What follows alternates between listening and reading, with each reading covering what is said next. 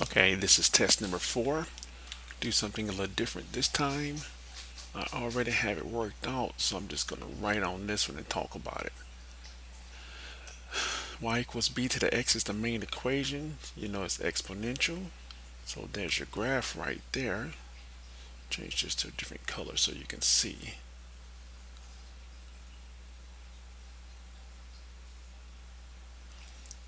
This is your graph right here. Let's see if we can change that brush size. Make it a little bit ink flow 100%. Much better. Here's your graph right here. Notice it has a y equals 0 as a horizontal asymptote. Anytime you have a minus 5, that means your asymptote's going to do what? It's got to shift down 5. It's going to graph up like this, and it's going to cross that axis somewhere. So it's the same curve. Pitiful picture. Let's see if we can clean it up a little bit. I'm just going to undo everything for just a second. There we go. We're going to bring it down. Put my horizontal asymptote at -5. That means this graph drops down, shifts left, so it comes up here. Put a 0 in for x and find my y asymptote. So that's b3 minus 5. B can be any number, so that's where it touches it at. Log is the inverse function. So here's the asymptote, the exponential function. Here's the log because it reflects across the line y equals x, the origin. Most important thing you got to remember about logs is the ain't b rule. Ain't b says that this number right here is always the base. This is always the exponent. This is the answer. So that's x to the z equals 1 is equal to y. Expresses a logarithm. You compressing 1/2 becomes an exponent, which makes it a square root of g minus, look for your positive, so that becomes t squared right here. This becomes f minus 3 to the 3. I missed that. I squared goes on the bottom. That's what that should look like. Negatives goes on the bottom, positives goes on top. That's when you're doing what? Compressing a log. This one you're expanding it. You have 1, 2, 3. So you should have 3 pieces. 1, 2, 3. He's on the bottom, so he's negative. His exponent is 2. Throw it in front. This is 1/2 for the fraction, for the square root. 3 goes in front. 3 pieces. Ain't B says my base is 4. My exponent is x. 1 over 64.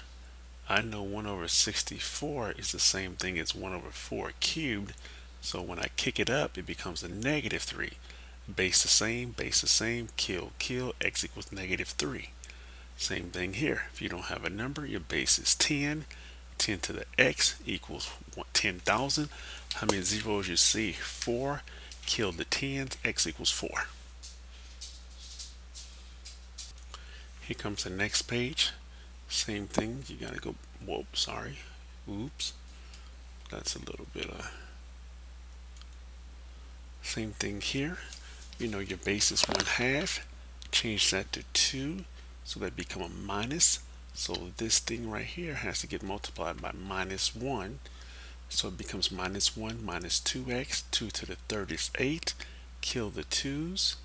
You're left with this linear equation. Solve for x. Over here, my base is log. This base 10. This is a log. This is a log. When you're adding 2 logs, you must multiply the 2 pieces. That's why I have a log and a log. Once I get there, I get to kill the logs. I got 5x equals 2x plus c. Solve the linear equation. Boom. Number 10. Got to kick this 2 up here to become an exponent. So I can kill the 2 logs. I now have a quadratic equation. Solve for it. Test it. You cannot take the log of a negative number. That's why I canceled this one out. Number 11. What's my base? E. This is an e. Bring it to the top. Becomes negative. multiply it out, it becomes minus 3x plus 3. Base is the same, kill them, solve the linear equation. X equals 1/4. A and B says my base for number 13 is 4, exponent is 2, answer is 3 minus 2x. I know 4 squared is 16, linear equation, letters left, numbers right, divided by negative 15 divided by 2 should be 7.5.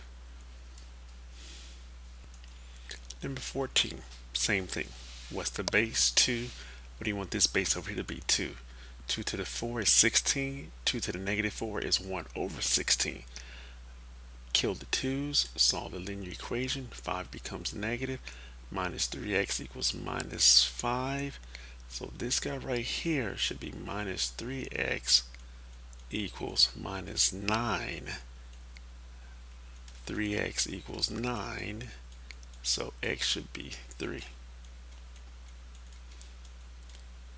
I forgot that this should have been a 9 right here. That should have been a 9 right there. So it makes it x equals 3.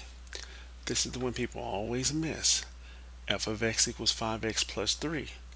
What is f of x? F of x is 628. Put it in place of that 6. F of x is 628. Bring the 3 across the bridge. 628 becomes 625 because I switched it. I can rewrite this 625 as a base 5. 5 to the 4 is 625. Kill the 5's, x equals 4. Number 17 is very special. This guy's log 7. If that's not 10, you have to do a change of base. Log of this 24, that's your answer, goes on top. Log of the base goes on bottom. Slap it in the calculator, get your answer.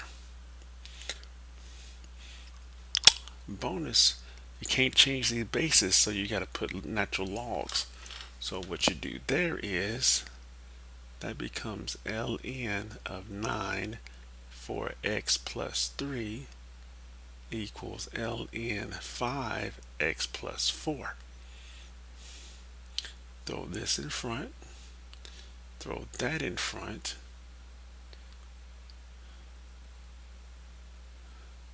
that becomes 4x plus 3 times ln 9 equals x plus 4 times ln 5.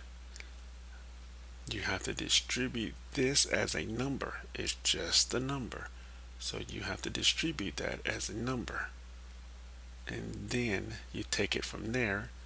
That becomes 4x ln 9 in front plus 3 ln 9 equals ln 5x plus 4 ln 5. Letters left, numbers right. Pull out the x, and you should be left with x equals 4 ln 5 minus 3 ln 9 divided by, because you're pulling out an x right here,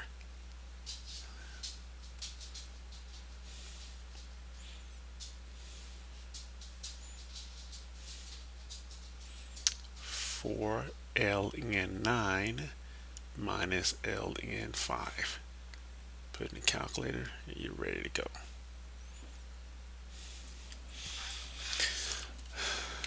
Once again, number 18, do you see the word continuous? The moment you see continuous, you write down PERT.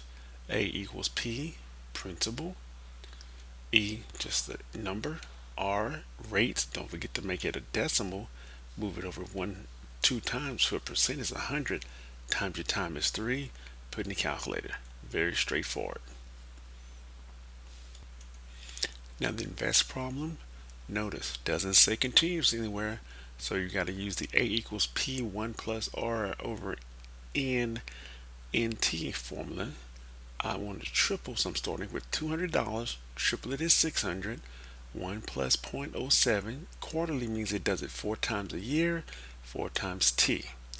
Divide by 600, divide by 200, I get 3. Now you know you have this letter right here is an exponent, so you got to take the what? Natural log. Took the natural log, took your natural log, through the 4t in front, right? And then we divide it by natural log of 1. Natural log of 1, this should be a 1 right here.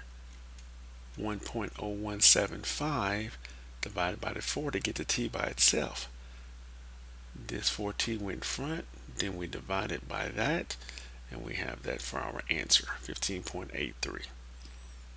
21. Suppose that 5,000 invested interest rate compounded continuously again. That's just a PERT. Straightforward. Actually, this is the same problem as number 18. 22. System of equations. Remember, you got to write it twice.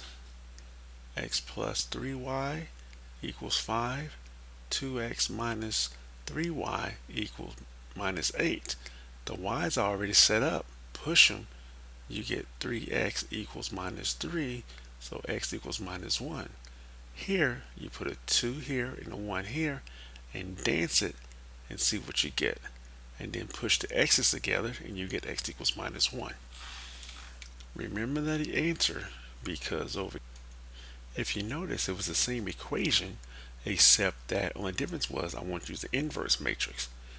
All you get to Google inverse matrix method, it would have shown you what to do. I gave you the inverse right here. So this is already the inverse. The formula says you take the inverse matrix times the B answer matrix right here, inverse times the answer matrix, multiply them together. This is a 2 by 2 times a 2 by 1. So this is going to be a what? 2 by 1. 2 rows, 1 answer. So when I rotate these guys, I get 5/3 and -8/3, which goes here, gives me -1. 10/9 plus 8/9 is 2. Done. 24. A, B. This says multiply 3 times A first, which is everything here turns into A multiplied by 3. 12, 0, 3. Then I multiply this one by 2. Add them together, I get this. Boom. Compute the product.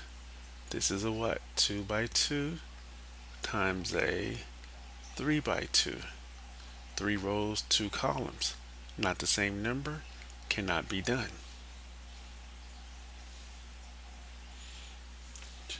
Sorry, 2 by 3 can be done. So when you multiply these guys, you got to rotate and multiply. You want this row times this column. That gives you this first number right here.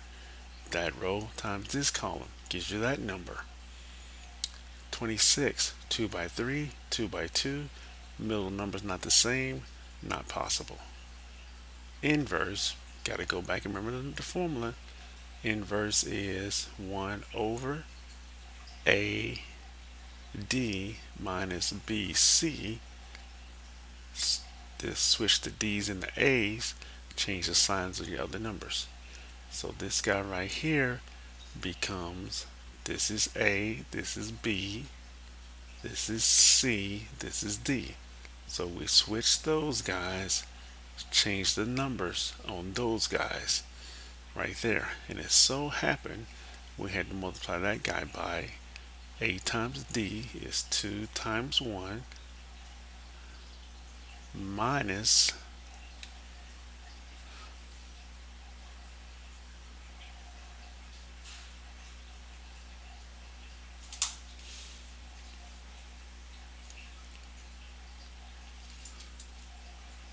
2 times 1 minus 2 times 1 minus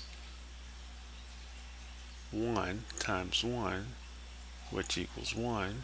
So you multiply this by 1 over 1, which gives us 1 minus 1 minus 1 over 2. That's the inverse. Good luck.